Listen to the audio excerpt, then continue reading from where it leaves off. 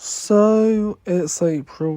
Let's see what's been released recently. New York to Stanford. Don't really like the force safety systems. Medway Valley, nice.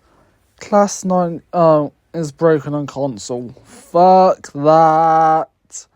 BR14 it's delayed. Okay, most of these are pretty Let's look at Medway Valley then, because it seems to be the only decent one of the bunch that came out in March. On March 26th, 2026, our new friends over at Firefly had released a new Medway Valley line for Train Sim World 6, coming at $29.99 and for PC and Gen 9 only. TLDR, it's one of the more polished DLCs that this game has to offer. The 375 is nice, that's your quick review. But for the 30 or so people who are real, let me explain to you why I really like this DLC. Starting with the route, well, all I need to say is that the route looks very well done. The scenery and route details are, for a lack of better words, great. Even the reused section between Gravesend and Raynham, I think, looks much better than it did in Southeastern High Speed, and I'll show you some comparisons between the two here.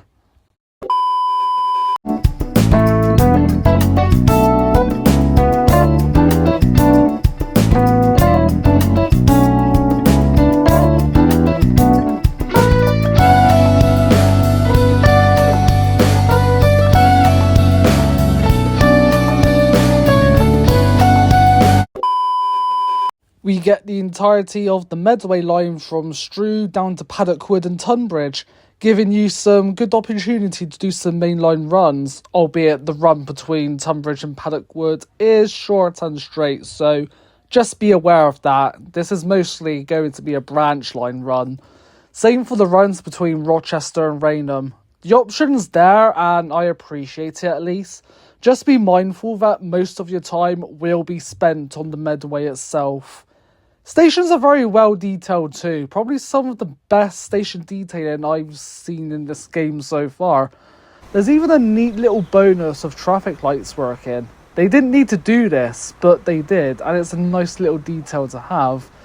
If there was something I do need to point out, this happened at Raynham when I was driving the 465. I think the track or pathing needs some looking at, because I've not been able to replicate this problem since. I don't know, might have just been a one-off.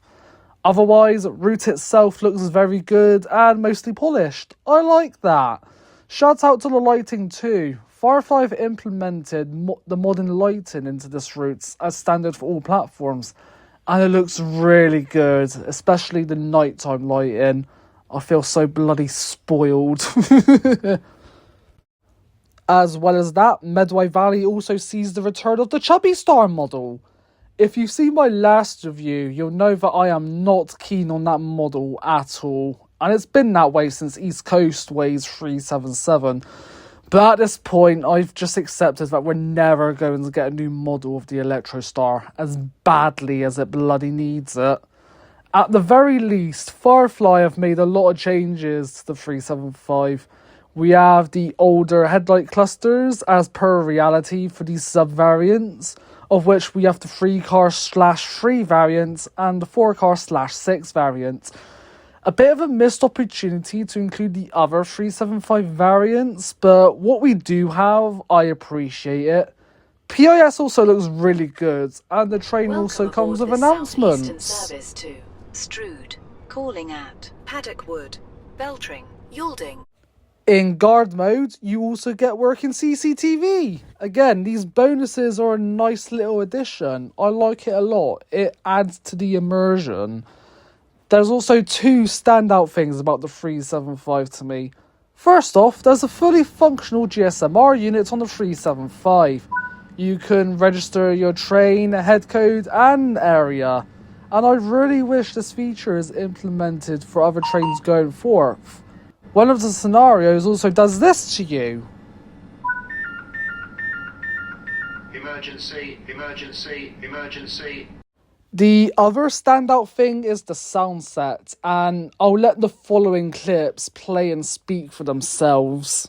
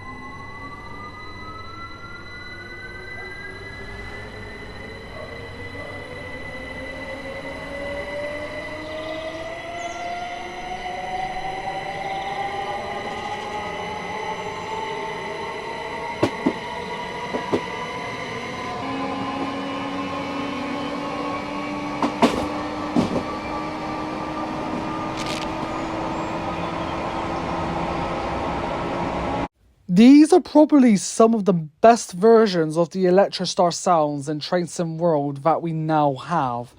Absolutely blasts the East Coastway 377 out of the fucking moon, that's for sure.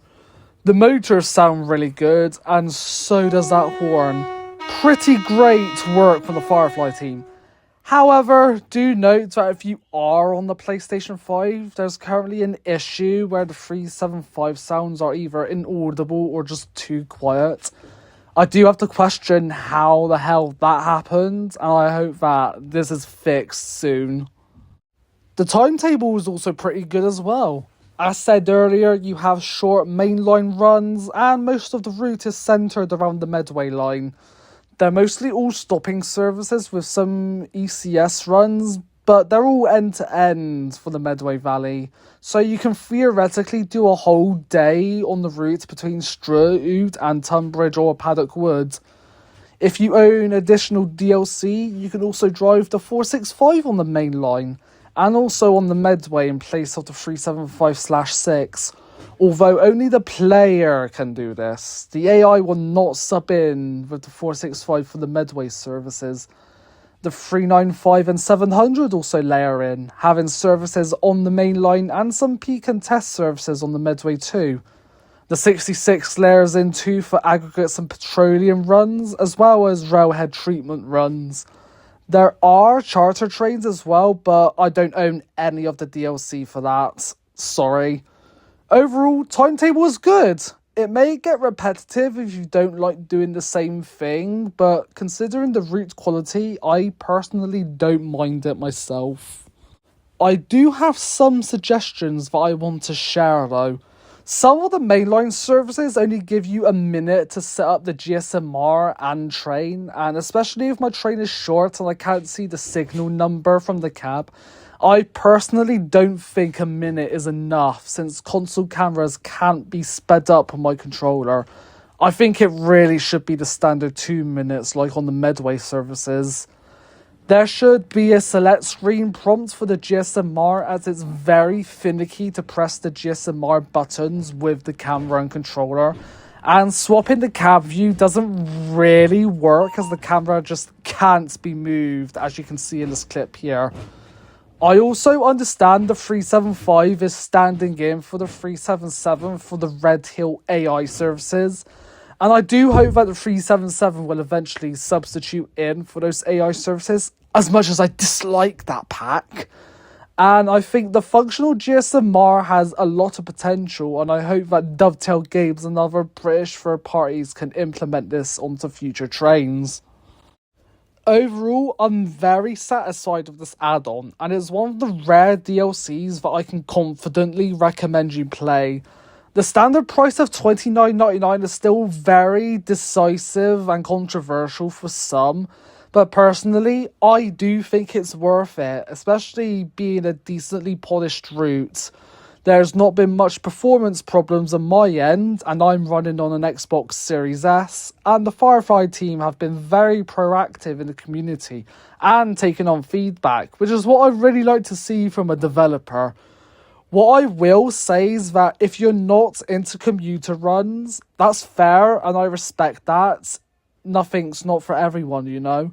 But if you do ever get curious, then I do think Medway is a good starting point for getting into commuter runs. For me, this should be the basic standard for every UK add-on, and I hope that third parties like Dovetail Games and Rivet Games take notes here. Why did I call Dovetail Games a third party? They made the bloody game. Otherwise, this is Blue Jay, and this is my take on the Medway Valley. A gem of a route, and I can't wait for Firefly's next project. We'll see how it goes. Goodbye.